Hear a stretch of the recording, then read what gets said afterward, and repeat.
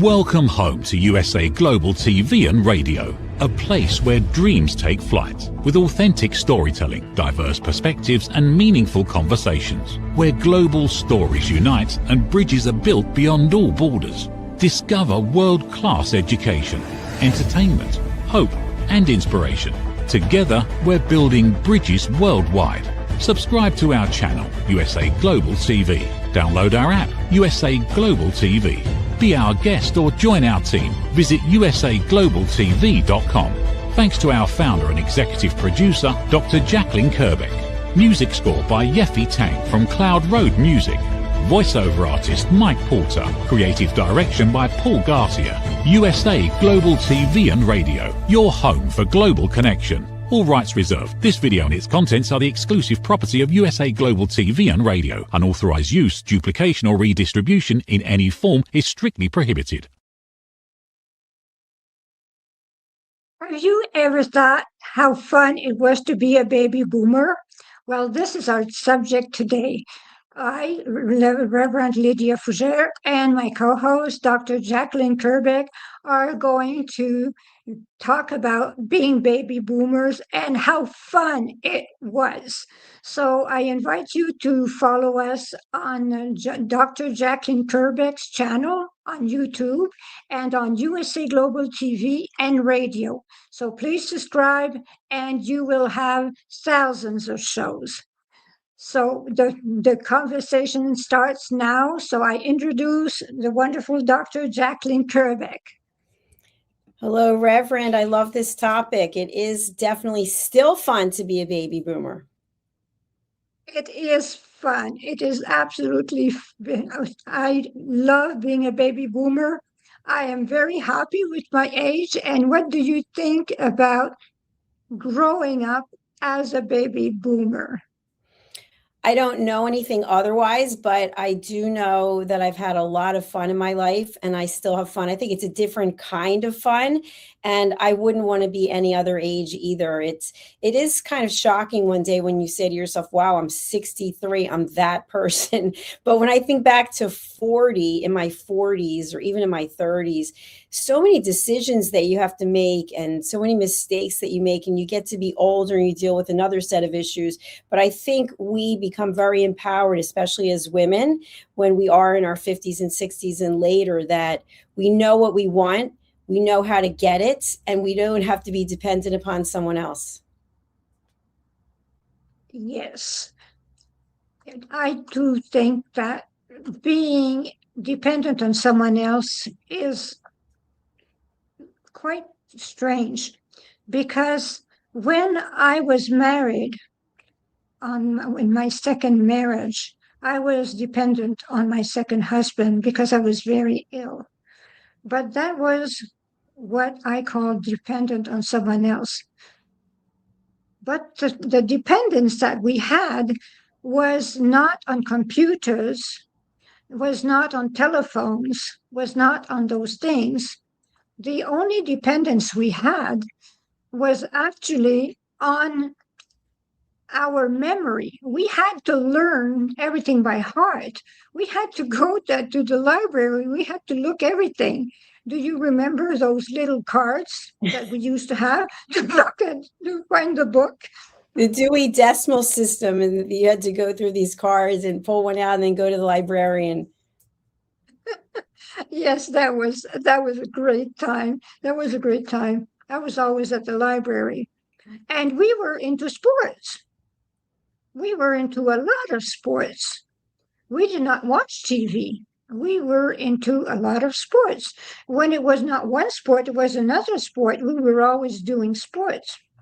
I grew up in a very small town, and living in that town, I was always in the woods or doing sports. What were you doing? I was playing tennis. I'm going back into the cobwebs of my mind. I was the co-captain of the tennis team, and I also played lacrosse very badly, I might add. I remember cradling and running down the field, and I had left the ball down at the other end. It was really bad. But we were not sitting and watching TV. We were with our friends. We were playing. We were studying. It was a very different world back then. Do you remember when the street lights, when the street lights were on, was time to get in the house?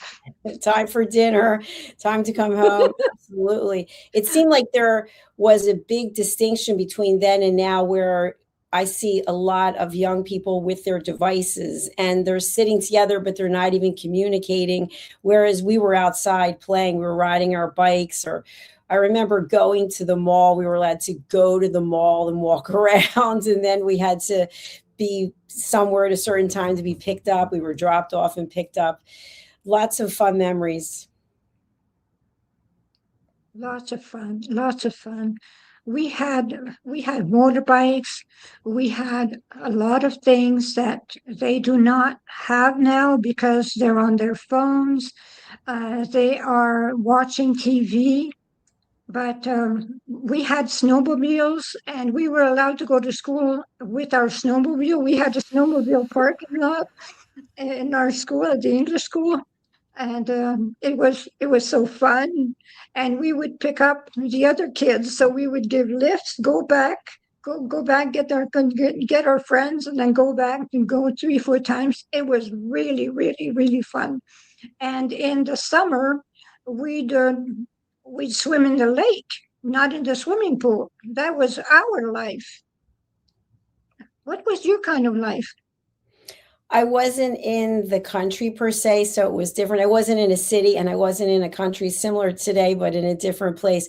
But it was really about being with the neighborhood kids. And my cousins lived on the same blocks. We would do a lot of things with them. And I just remember little cliques. You had cliques in high school, for example, and you had the jocks, and then you had the people who were really smart, and then you had the druggies. We had all these clique names that you probably can't use today. And you just found the group that you fit in with. I remember being in the high school play, lots of singing and dancing and drama.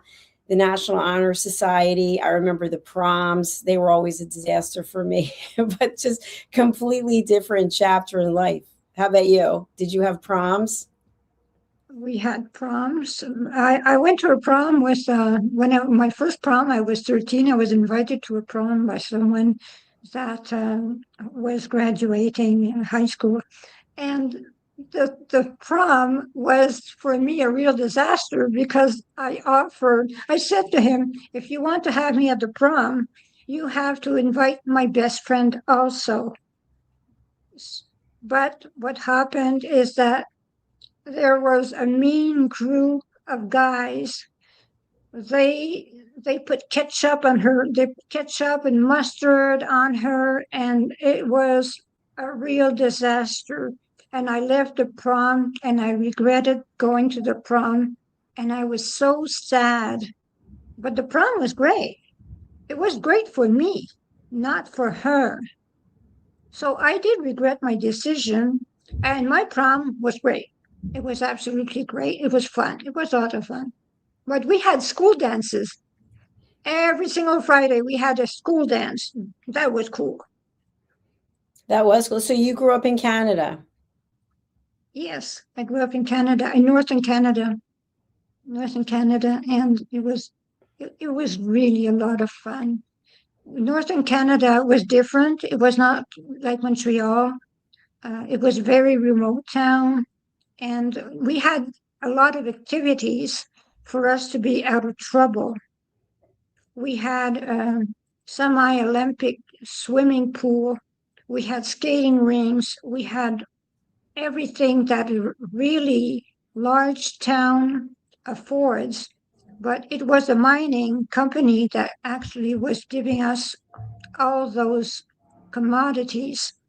So we had absolutely everything that a large city has, but for 4,000 people. We were very, very lucky. It sounds like you had some great experiences. So, considering that we are still baby boomers, how did that evolve for you from when you were in school to whatever the next chapter was? Well, I learned to be cool. I had children, so the thing is that I had to move on with being cool. I had to learn the internet. I had to learn things like that. I had to learn to do emails. But I even took a computer course in 1984. I remember taking a computer course, and these huge computers, and it was decimals, 0000100. They called it C language. I had to take that course, and it was a disaster for me because I am not very good with computers. But I can get my way. It is difficult. It's not like you, that you have it easy. You really understand. I am like a dinosaur when it comes to computers because my children were doing everything. Now that they're gone, I have to manage. So it's an advantage having children that do everything for you, but at the same time, it is a disadvantage. Absolutely. Well, I'll take your word for that. And I just want to share, I really was not great with computers. My father was outstanding with technology, and people would come to him, friends and neighbors, and they'd want his help with whatever it was on the computer. He was always a beta tester for some new software product that was coming out. And he also was really good with cable television. Some people couldn't get their cable fixed or hooked up, and my dad was really good with it. So I grew up watching him with all of his screens that he was watching the stock market, and he had big screens and small screens, and he was really good with computers. And after he passed away, I don't know, I feel like that information just came to me somehow. And that's what I needed to know when I started this television network. But I also learned a lot from a person who was at a radio station in New York. His name is Chris, and he taught me a lot about computers and about broadcasting. So I really didn't have any experience. Well, it does not show, because the way you get around with the internet, it's amazing. You do those shows and you produce those shows, and it really is amazing to me. I really wonder if I will ever get there, because next week is going to be my last show.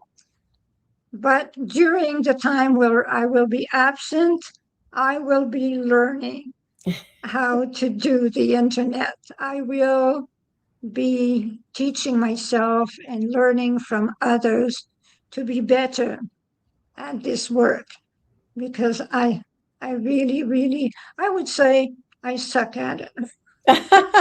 I think you're very good. You can't help it about the Wi-Fi. If your Wi-Fi goes out, there are certain products, certain equipment that you can get. I know for me, I've got 2 backups all the time because I am producing the content along with other producers. But if I don't have internet, then we can't stream. So your internet could be out, but we can still stream because I'm the one running the platform. So each person's internet is really individual, but there are ways that you can make sure that you have backup. So that's something that most people are not aware of.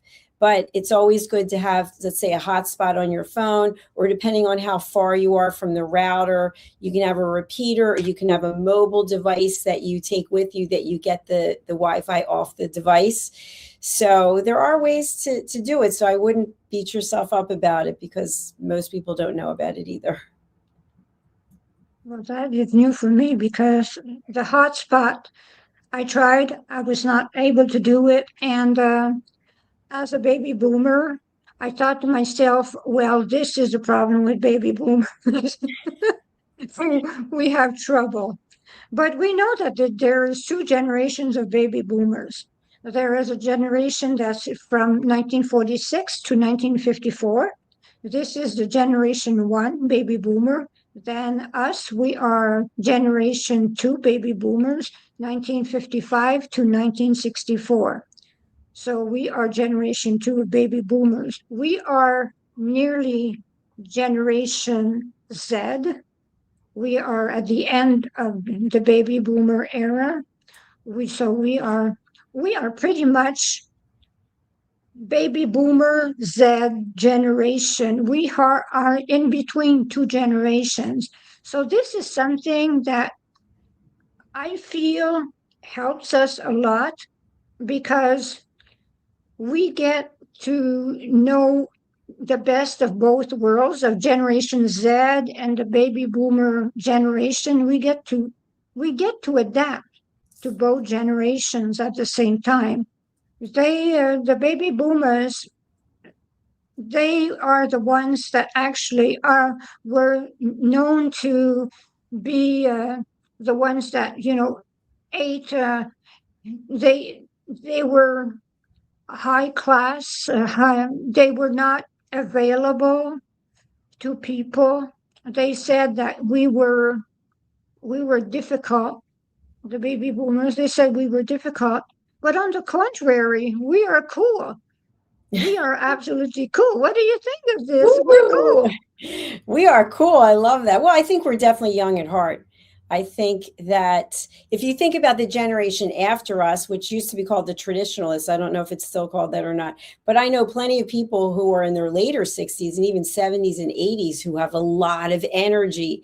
And so I think regardless of what the title is of what generation, we could be someone who's much younger and we have a much older mindset. But I think it's really about appreciating every day and trying to do your best to have fun and enjoy yourself. You're right about that because I am a person that actually I can wait. When we were young, we had to wait. We had to wait for the new vinyl. We had to go see a show. We could not have a show on TV. We had to go and see a show. We had to get in the car and go see a show. We had to do things like that. We had to manage to move from place to place to see or get what we wanted. We did not have Amazon. We did not we did not have all those things. And we had bicycles. We all had bicycles, so it was from A to B, and that was the way we were getting. So it wasn't the same thing for you. Yes, we had our bicycles, that's for sure. And we would ride our bikes. But you're right, we had to be patient about a lot of things. And I know growing up, it wasn't give me this, give me this, give me this. It's you had to earn it. You had to earn it. You had to do your chores. You had to get good grades. And my mother would always say, well, that was a good report. And so if you got a good report, whatever it might be, then you could be rewarded in some ways. But if you weren't doing what was asked, and you weren't doing your chores and you weren't getting good grades, then you weren't going to be rewarded. Whereas today, and going back a number of years, it's sort of the understanding that everyone gets a trophy, everyone gets an award because we don't want to hurt anyone's feelings. So we'll find something to recognize in each person, especially in children. We give them all awards, even if they're not the ones scoring the goals. And so there's a whole mindset about that, which I'm sure we could have a whole other show just on that topic. This topic is really, really important. What the topic that you just mentioned is very important. And we could do a show just on this topic because children cannot wait for anything. I know for a fact that my grandson is now 15, but when he was 12, I asked him, I said, what are your favorite subjects in school? So he told me dinner and recess. I love that.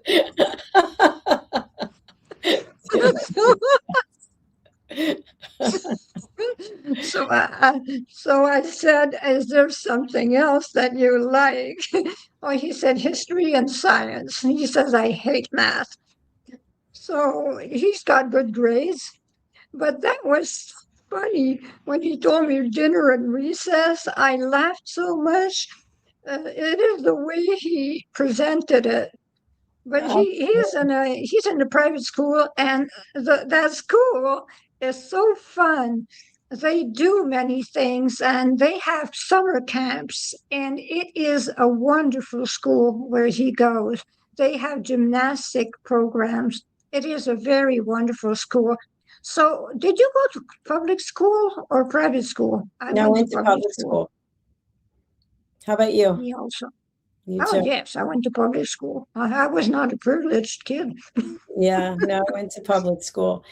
But there's so many memories with just when you're talking, just some of the things that come up. And at the time, whatever it is you're going through, especially with boys, it's like the worst thing in the world.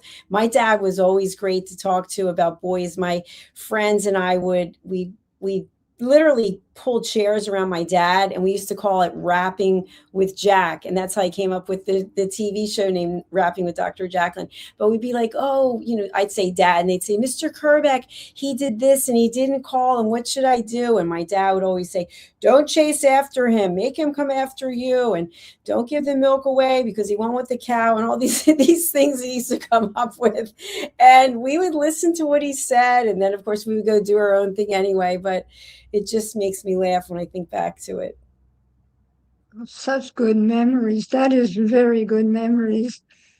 I know for a fact my brother did not want me to date. It took me a while. So I was only allowed to date his best friends. So if ever I wanted to date someone, I found that out. I was 42 years old. A guy told me, when we wanted to date you, your brother used to beat us up. Oh my gosh. So I said, that was the problem. I thought the problem was with me. No, they said, no, everyone was scared of your brother. See, I love that you brought that up, because many times we think there's something wrong with us and it has nothing to do with us.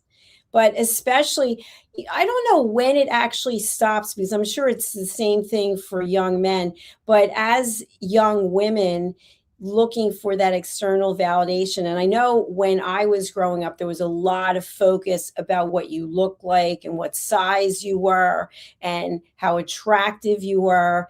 And I think that does a lot of damage. It really does to your self-esteem and your personality. And I'm sure that young men go through something similar. And then you go through your life and you still feel that I wasn't good enough. I wasn't good enough. At least that's how I felt for a long time. And I'm just glad to be this age and say, you know what, I like who I am, and I'm glad that I'm still here, and I'm not going to spend my time thinking about what I could be or what I should be. I'm just going to accept what I am because I worked hard to get here. How about you? I was convinced that I was the ugly duck. And my aunt told me about the story, the duck that became a swan. And because I was super convinced, my brother used to tell me, no, you're ugly. You're really ugly. But the thing is, he did not want me to date anyone. So he told me I was ugly. I wanted to work for an airplane company, for Air Canada. So he told me, they'll never hire you anyway, so you're too ugly. So I went to see my aunt, and she told me about the story about the ugly duck that became a swan. And she said, he loves you. That's the only, he says all those things because he loves you. But the fact is that it was true. He did not want me to go away. It was really the facts. He did not want me anywhere far from him. Everyone thought we were twins. So it was really the way it was. And I wore glasses.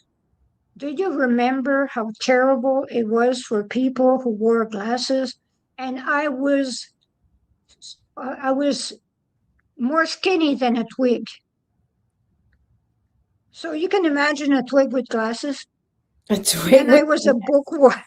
A twig with glasses, reading all the time. That was me as a teenager.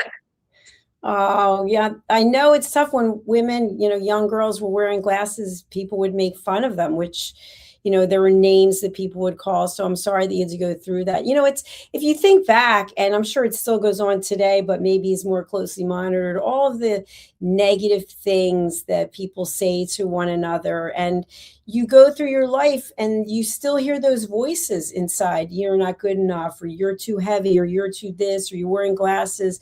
And it's so unnecessary, because all it does is hurt someone and leave a negative impression instead of saying something positive. Just find something positive about person and say that instead. The other day, I went to the shopping center and I saw that beautiful, beautiful lady she had those wonderful clothes. And I went to her and told her that she was stunning. So the lady looked at me and she said, never does anyone do something like that. They never come and say how beautiful we are. I said, well, too bad no one told you today. You know what I want to say about that, because it's a really good point. We had a show here for a long time, The Power of Etiquette and Manners. And one of the things I learned, actually became certified as an etiquette coach, is when someone gives you a compliment. I know my first go-to, because I just did this last week, someone told me how attractive I was. And I said, oh, I'm actually not. And I started giving all these excuses, and the person just stood there. And I looked and I said, you know what?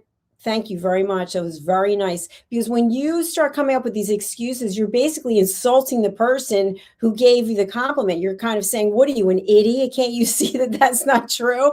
So it's much better in terms of social protocol and just accepting the compliment and saying thank you. And then the other thing is, we feel this need to compliment the person back. Oh, you look great today. Oh, so do you. And it goes back and forth. And it's kind of like, well, wait, they made the comment that you look great. And then you immediately come back with, so do you. But you weren't the one to say it in the first point. So what is more effective is if you accept the compliment, thank you very much. And then you could say, I really like you in purple. You could say something that has nothing to do with what the other person said, but by deflecting, we're actually insulting the other person. Yes, this is something that happens a lot. People come to me, they like my hair. They tell me they like my hair, or they like the way I'm dressed. I just say thank you. I keep it simple, and then I leave. That is all. That's great. That is the way. Yes, that is the way it is, because I won't stay there 5 minutes back and forth. I will not do the dance back and forth, because I will spend the entire day with that.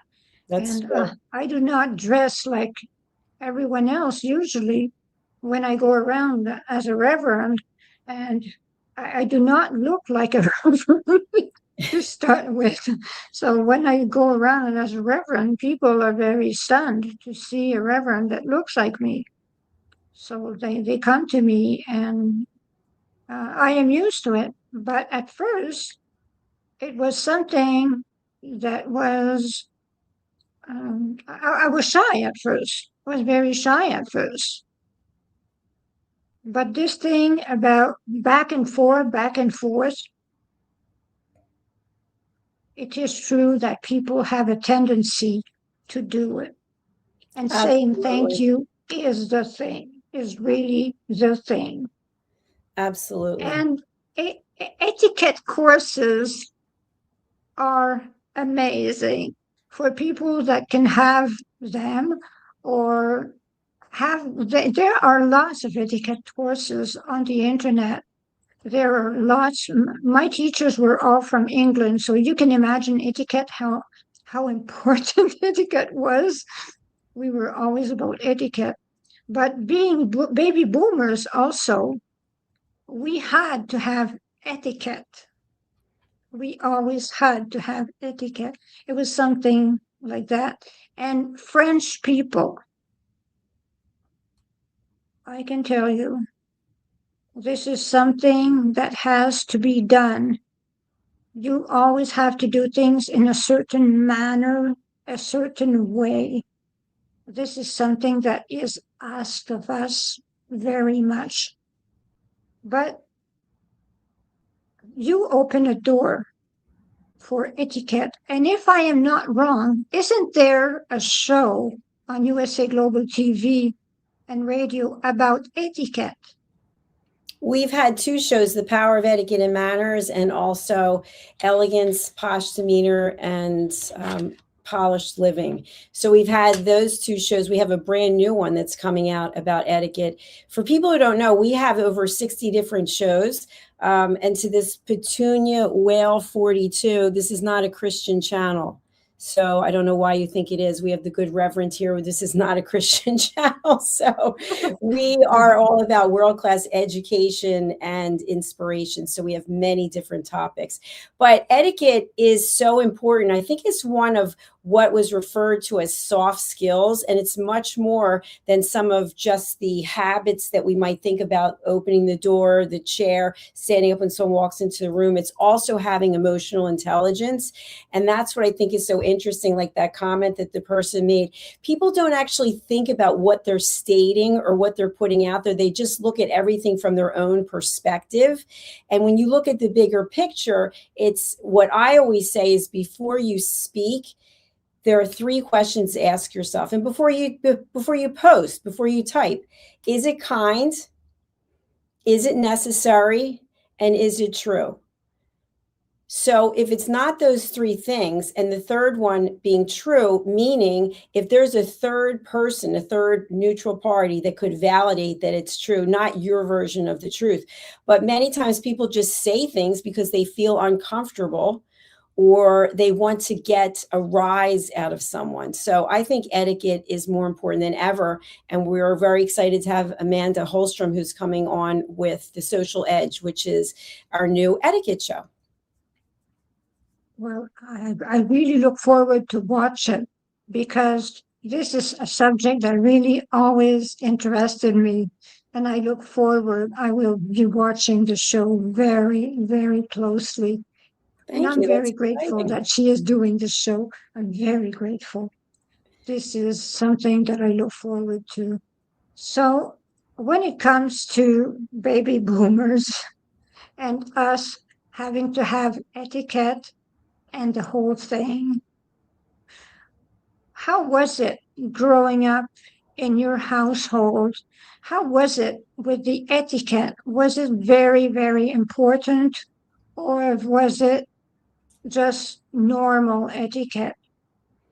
It was, I would say etiquette was very important because my father was very much about respect. You will respect me. You will respect your mother. It was all about, it's not just what you say, it's how you said it. It's being appreciative for everything that we give you. And it really stuck in my mind because today I still feel that way. I feel like respect is probably the most important thing. And that's why I feel like I've gone on this path to provide education and awareness, and also teaching the courses that I teach, because listening is at the center of all of it. And I think that we do so much talking, and obviously we're on a TV show. So if there was no talking, we would just be in silence and people would be like, is my volume working? But typically it's more about listening to the other person without judging, without problem solving. So, I'm all about elevated listening. So to answer your question, I think etiquette was at the priority top of the list in the way that I grew up, about respect. It was the same thing in our household. Etiquette, things as important to my mother as when you go out and you dress, you have to dress in colors that matched and everything. My mother would not let us go out without matching colors, matching shoes, matching purse. Everything had to be perfect. And sometimes it was heavy. It was difficult. Sometimes when you grew up in a family that asks so much, it is difficult sometimes, because your friends, they do not have all those restrictions, and you are restricted by so many rules. You have so many rules to follow, and your friends do not have those rules to follow. And sometimes it is difficult. This is the way sometimes I perceived it, but it does not mean that it was the way I perceived it that way. It does not mean it was like that. It was my perception. No, that's true. I think it's a good point. And something to add to that, I was always told, for example, if you were going on a plane or you're going on a train, you dress a certain way. And I still do that. I am still dressed up when I go on and I travel. And you see some people, they look like they just got out of bed. I mean, it's unbelievable. They're wearing pajamas. And I have no comment about it, but that is not for me. That is not the way that I was brought up or the way that I was raised. And I think the other thing is to respect people's space. And what I mean by that is I was always told not to look in someone else's wallet, meaning if someone left their wallet out, you're not going to go through their wallet. You're not going to go through their phone. And do not assume that you know what someone has in their wallet or in their bank account, because we make assumptions about, oh, you should be able to afford this and you should be. Well, what are you doing with your money? It's no one's business. So you stay out of that. In addition to when we were growing up, if my mom brought the mail in and it was sitting there, I would never go through the mail. That's inappropriate. If there's mail in there, we're going to give you the mail. But today, people will go through everything. I mean, you hear stories about people, they have people over for dinner and somebody went through their medicine cabinet. They knew because they put a marble in there or something. Someone goes through their drawers. I couldn't imagine that. If I was sitting with you and you went to the restroom, you left your phone and your handbag, I would not look at any of it, whereas other people would. There was no boundary. So to me, I still think that those things are important. And you keep a certain distance when you're talking to someone. You don't come into their personal space. So I think things have changed a lot, but I still like those values of showing respect.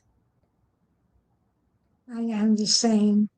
So we will have to close the show because it has been a very interesting topic, and it was absolutely great to have you on this show as usual, because I just love having you on the show. It's always interesting, and thank you so much for your beautiful presence in your life. Thanks for having me. Thank you.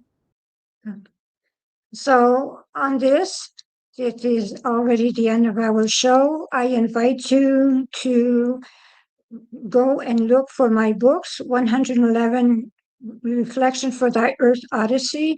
I have books, programs on Amazon, and you can find me there. And this is also, if you want to have your own show on USA Global TV and radio, you can either join me or Dr. Jacalyn Kerbeck on the show, and we will be extremely happy to have you on the show. Be your own star and shine. Thank you. Hey, you. Psst. Yes, you. Watching this right now. Are you creating content, a blog, a podcast, a newsletter, going live on Instagram or TikTok, and still not seeing real visibility or growth? Here's why. Anyone can post. Anyone can go live, but not everyone is positioned to be taken seriously. Right now, people are going to YouTube to search for experts, for answers, for credibility. So while you're putting in the work, someone else is being seen as the authority. Not because they know more, because they're positioned better. Now imagine this. Your own professionally produced TV show, marketed, distributed, optimized with SEO so people can actually find you. Not just seen, but searchable, discoverable, positioned. You're trained, you're coached, you're guided. No experience necessary, but you do have to be coachable, because this is about stepping into a higher level. This isn't about doing more, it's about doing it right. We've already built the platform, 2 YouTube channels, a global audience, a Silver Creator Award. So the question is, how much longer are you going to rely on temporary visibility when you could be building real authority? If you're ready to be seen differently, Go to usaglobaltv.com and apply to host your own show. This is for individuals who are serious about investing in their visibility, their credibility, and their growth. If that's you, we're ready. USA Global TV and Radio, where your voice becomes your platform. Executive producer, Dr. Jacalyn Kerbeck. Videographer, Paul Garcia. Voiceover, Ed Vargas. All rights reserved. This production is the exclusive property of the USA Global TV and Radio and may not be reproduced, distributed, or used without written permission. USA Global TV and Radio proudly presents Tracy Cram Perkins, a dementia caregiving survivor teaching how to balance care with peace of mind. #1 resource for dementia caregivers. It's the book Dementia Home Care: How to Prepare Before, During, and After. Over 17,000 copies sold of this must-have guide. And now a testimonial from Tracy Smith. If I was to describe this book to someone who is going through a similar situation, I would underscore how important it is to have some sort of a tool or a guidebook to help you through certain stages. And there's so many, it's such an unknown topic to the average person. And to have this as a reference is essential. It's going to help you get through it personally, as well as help your loved one manage. To learn more, go to tracycramperkins.com. Tracy Cram Perkins is an award-winning author. She's also the host of Dementia Home Care television show. Watch it here on USA Global TV and Radio. What if many of the problems we associate with aging are not random? What if there are identifiable causes behind declining energy, chronic disease, and memory problems? We have been told that aging is simply something we must accept, that slowing down is normal, that growing older means growing weaker. But what if that's only part of the story? Why do some people remain active and engaged well into their later years? Why do others struggle with disease, fatigue, and declining health? What is happening beneath the surface? What processes drive aging? In Aging Sucks, researcher, educator, and author Red O'Loughlin explores what researchers have discovered about why we grow older. No medical degree required, no confusing jargon, just clear explanations of what researchers have discovered about the processes that influence aging. You cannot stop aging, but understanding its causes may help you make better decisions about your health, your future, and your quality of life. Because understanding comes before action. Action creates hope. Aging sucks. End the guesswork. There is hope. My Tummy Hurts by Dr. Jacalyn Kerbeck.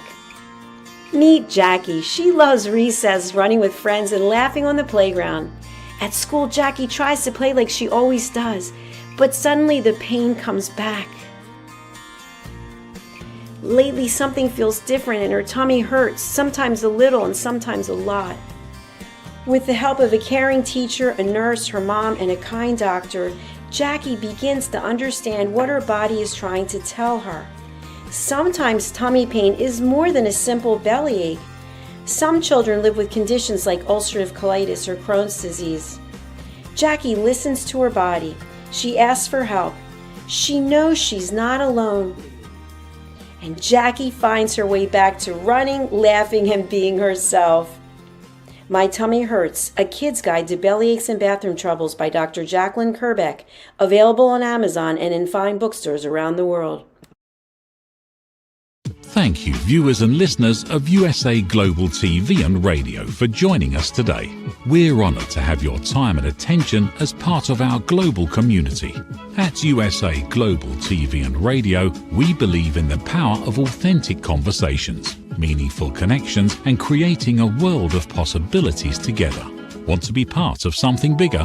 Join our team of elevated listeners at usaglobaltv.com, a space where your voice matters and your ability to listen transforms relationships.